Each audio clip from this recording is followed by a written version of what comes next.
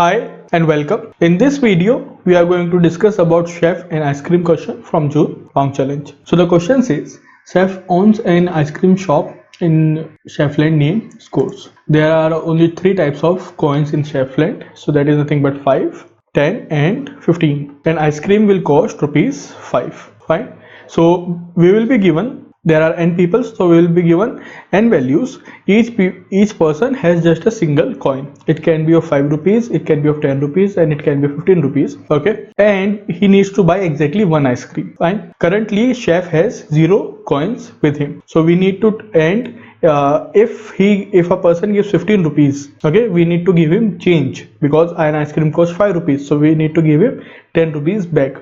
Fine. So he wants to know, the chef wants to know if he can sell ice cream to everyone in the queue in the given order. Since he is busy eating his own ice cream, can you tell him if he can serve all the people or not? So very simply, if we just take a test case, so let's say we have 5, 10, 10, 15. This is the queue. Currently chef has no coins. So first person comes, he says I have 5 rupee coin and 5 is the cost of the ice cream, so no need to give him any change.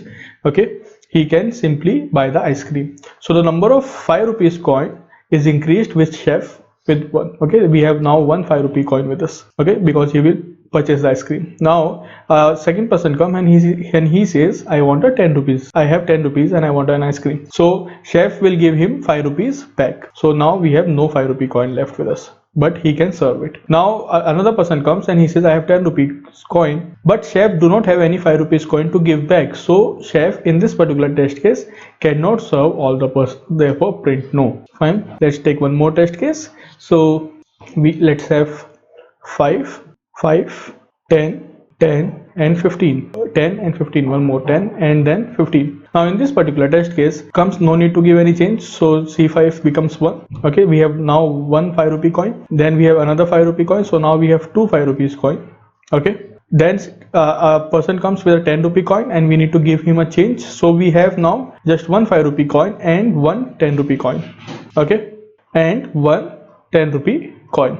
Fine. Now another person comes, he will give us 10 rupees back. Fine. So he gives 10 rupees, so we have now 2 10 rupee coins, and but we do not have any 5 rupee coin left because we need to give him a change. Now similarly, if one more 10 comes, now again we need to give him a change of 5 rupee coin, but we do not have any 5 rupee coin, so we cannot serve it. Fine.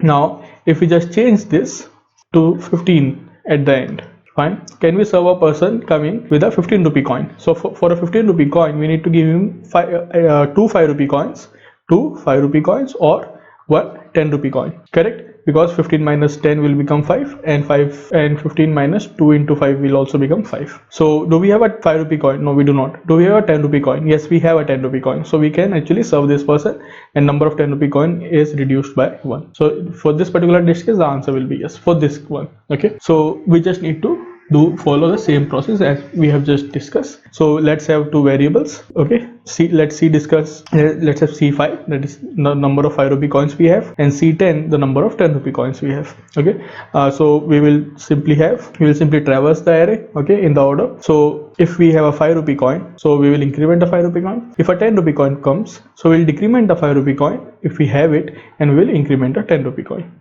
Fine. If a 15 rupee coin comes, so if we have a 10 rupee coin, it's fine, or we should have at least 2 5 rupee coins to give this person. Okay, in that particular scenario. Fine. There is no need to have a C15 because we cannot give 15 rupees to anyone. Fine. The maximum rupees we can have is 15. So we just have a C5 rupee coin and a C10 rupee coin, and number of if else conditions will do the trick very easily in this particular question. Okay, so let's see the pseudocode for this. So in the pseudocode we will just take the input and declare two variables C and C1, let's say.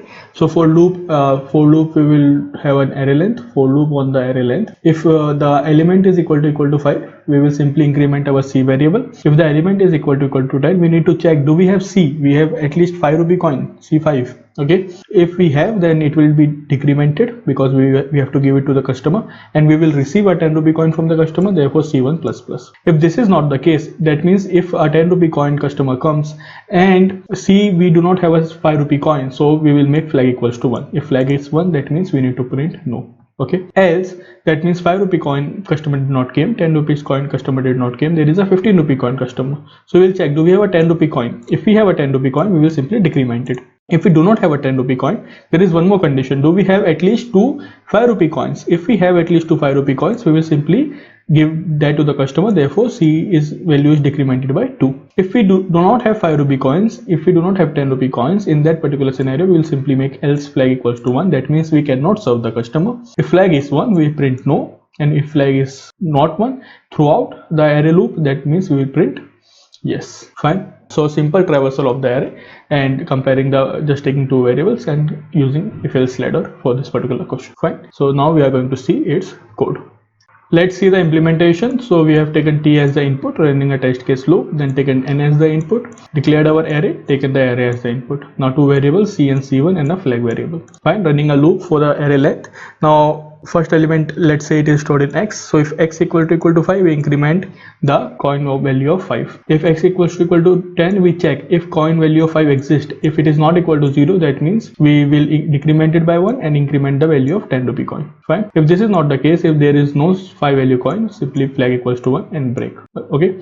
Else, that means we are at 15 rupee coin case. So first we need to check whether there is a 10 rupee coin. If there is a 10 rupee coin, simply decrement it. Then if there is no 10 rupee coin, do we have at least 2 5 rupee coins? If we have at least 2 5 rupee coins, then simply decrement it by 2. Fine. Else flag equals to 1 and break. Now if flag equal to 1, okay, we will print no. Else we will print simply yes. Fine. So this is the implementation for this particular question. Thank you.